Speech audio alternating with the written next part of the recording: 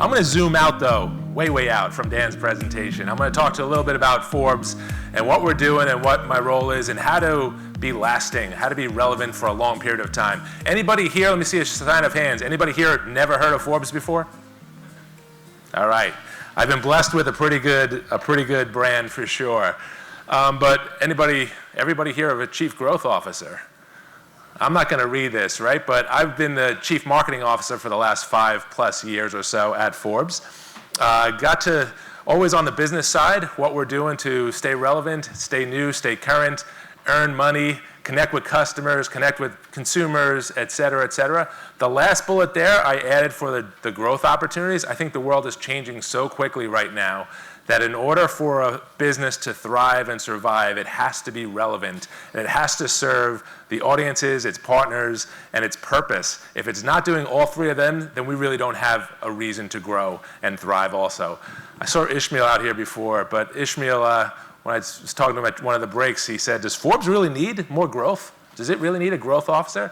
And the answer is yes, of course, because if you're not growing, you're dying, right? For sure. So let me just do a little audience participation since you've all been so kind to wait here for so long.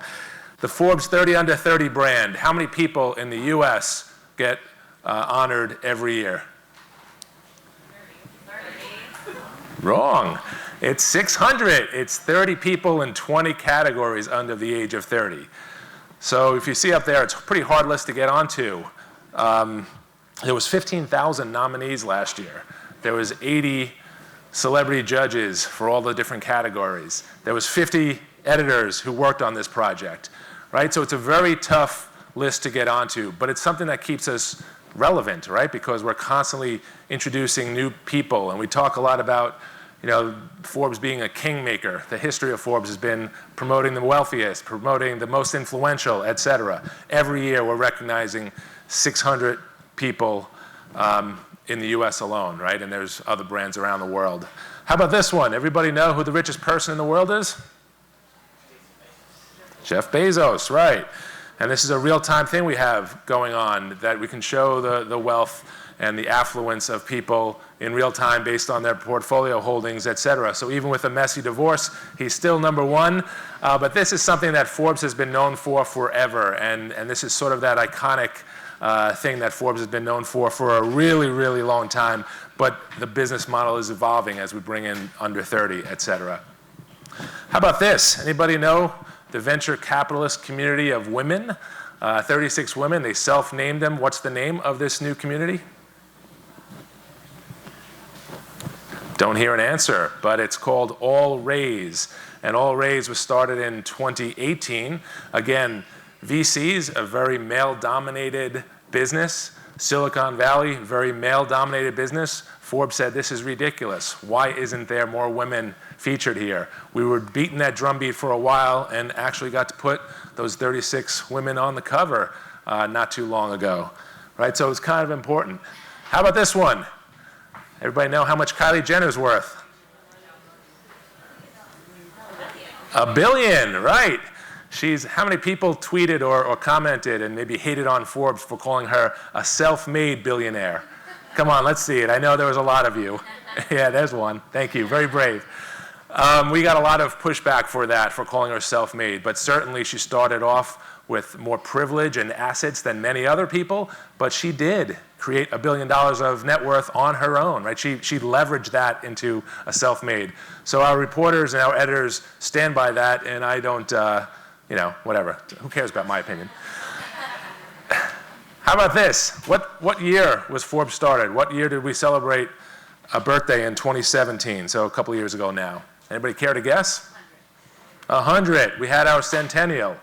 Again, at the time, the chief marketing officer, it was great for me to look back and prepare for our 100th anniversary. I don't like looking back often, but I did look back a lot there, and I looked about our purpose and our history. And in that very first issue of the magazine, the founder, who happened to be an immigrant, who couldn't get a job in working in reporting, who wound up having to give away his services for free while he also managed to get a job at the same time. So he was literally the business reporter for two competitive newspapers at the time, and both publishers would argue over who had the best business reporter, right? So it took a real while. It was an immigrant story, a success story that created the American dream. So all of that, in that very first issue, 3 years before women had the right to vote in the US, there was a call out on the first cover about the coming wave of women in business, right? So that future forward looking, there's an iconic quote that talks about how business, the purpose of business is not to pile up millions, but it's to create happiness. All of that we pull forward into current day Forbes, right? And that the 100th event, we had a great, the 100 Greatest Living Minds was part of the event. We had Stevie Wonder up there with Warren Buffett singing a song. So when you talk about, creating moments and being relevant and lasting impact, by the way, we didn't have the rights to that, but if you want to check it out online, go to Steve Case's Instagram, Google Stevie Wonder and Warren Buffett, and you'll see some great videos that he posted because he was at the event as one of our greatest living minds. But all of these things that we're talking about, it's one thing to say Forbes stands for wealth and prosperity, which you could have said for many, many decades.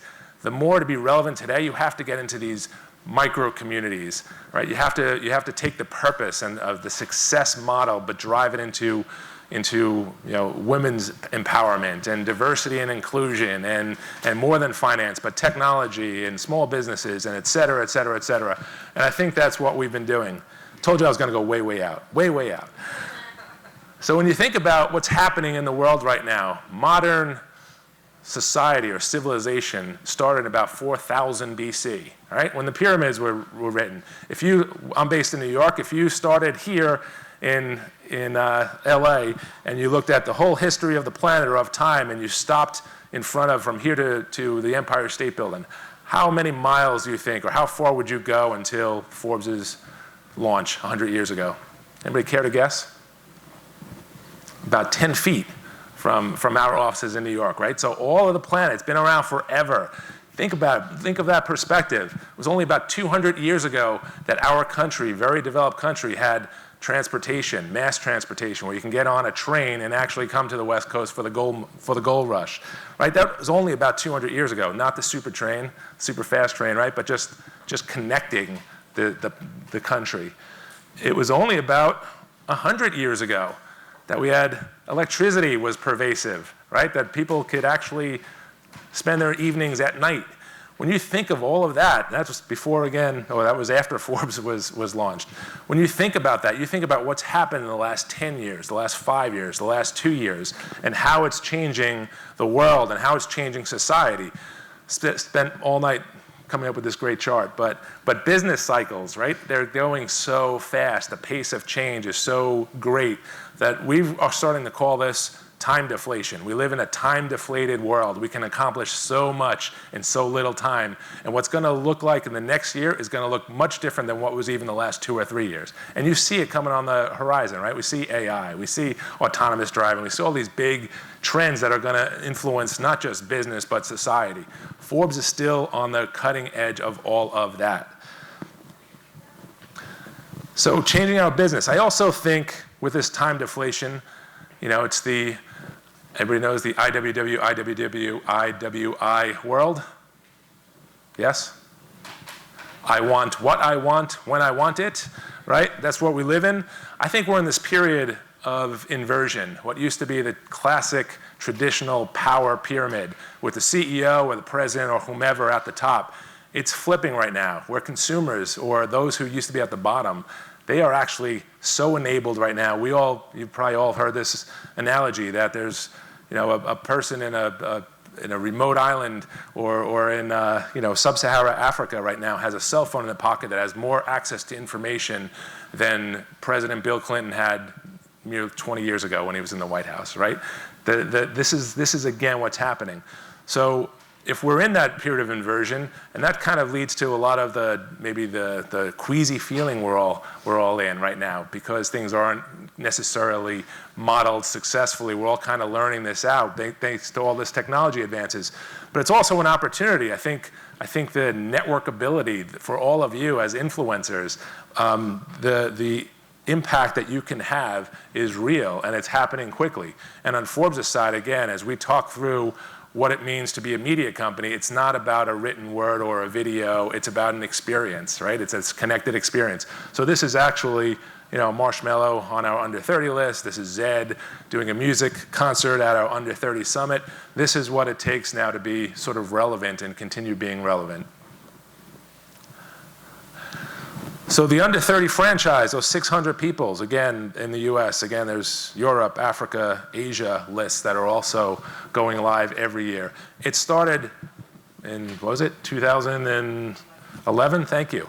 All right, but it started off as a list. We're celebrating we're making new kings and queens out of people who are not using youth as a disadvantage, but are using youth and inexperience as an advantage. So we're focused on millennials and the way they're changing the world.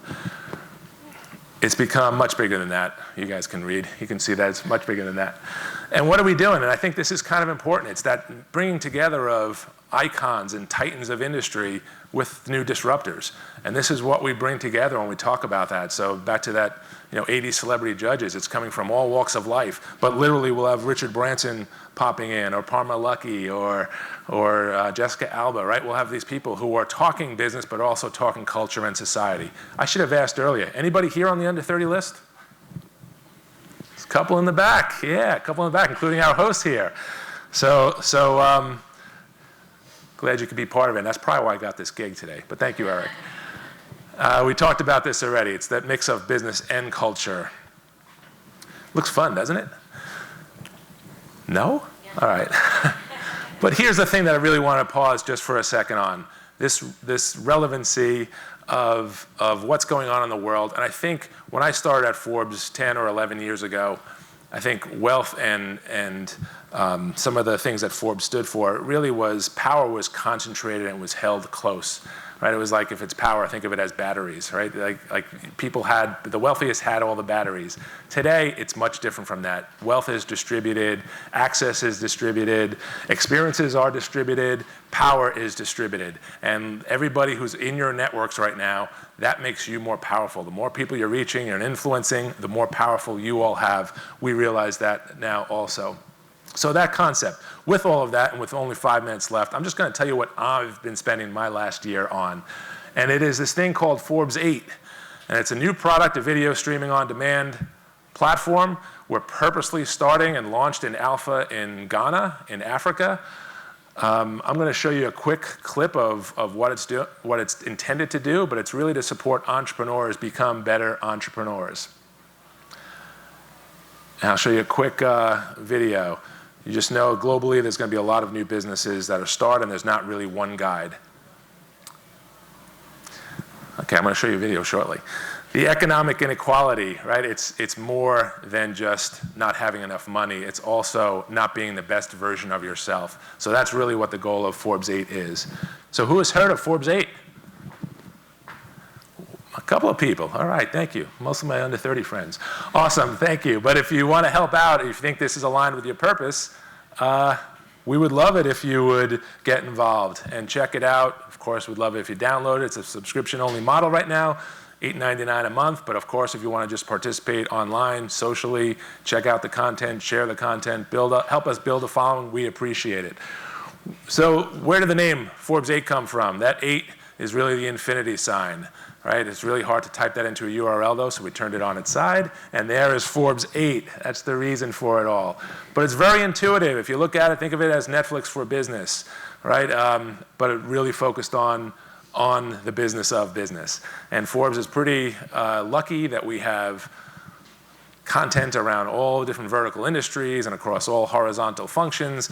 So really, as you come in, we're using machine learning to quick interface onboarding. Tell us a little bit about yourself, what industry you're in, where you started, what your pain points are, and we start automating playlists for you. We also have an opportunity to stream the about 150 or so live events that we do, stream them to you through this app, engage with it, ask questions, etc.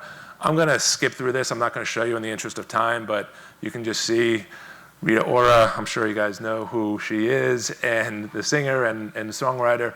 And Rich Dennis, a Harlem-based entrepreneur. He and his mom were in that video. They sold their skincare products company to Unilever for $800 million. They still own 50%. They actually right now have offered $100 million to black female entrepreneurs. So Forbes 8 is working with these types of people and organizations who have a shared mission to what we're doing. If you don't go with the on-demand, or if you don't navigate based on the custom playlists that are being created for you where you are, here's the sort of other journey, the other way to navigate. Inspire, you want to start a company, you want to launch a company, you want to help grow a company, you want to have impact. This is actually real, what it looks like. All this content exists. And, again, the trust, the access, the engagement is what's making Forbes 8, I think, really relevant right now. What I didn't talk about, and I know I'm going to take 30 more seconds of your time, is just to tell you we're partnering with a tech entrepreneur who has telco distribution, is why we started in Africa. We have an opportunity to work with 150 telco partners, 15 telco partners in 150 countries, serving 2.2 billion people. So we're in alpha right now. The next one's in Nigeria, and you're going to see it continuing to grow. So we hope you'll join in. We're using influencers a lot in our campaign. Check it out. Tell us your story. See if you want to help. Definitely subscribe. I think that would be real helpful. And I appreciate you all staying for all this. This is how you stay relevant. Thank you.